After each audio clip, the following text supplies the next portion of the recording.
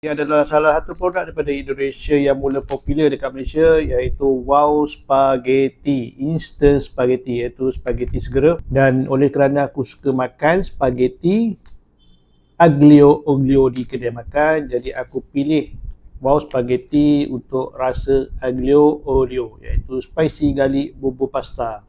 Dia macam spaghetti segera kan, memang tulis kan, instant spaghetti, spaghetti segera. Dan aku dah pernah rasa, aku boleh cakap memang betul dia segera, cepat, pantas dan mudah disediakan, dan dalam masa yang sama untuk aku memang sedap. Maaf aku tak ada video untuk yang aku buat, aku akan rakam untuk video yang panjang lah. Untuk video short ni aku tunjuk produk dia saja kan. So kepada korang yang berminat nak try dapatkan spaghetti segera, korang boleh cuba dapatkan daripada Wow Spaghetti macam ni. Dia ada macam-macam perasa dan salah satu perasa dia aglio olio.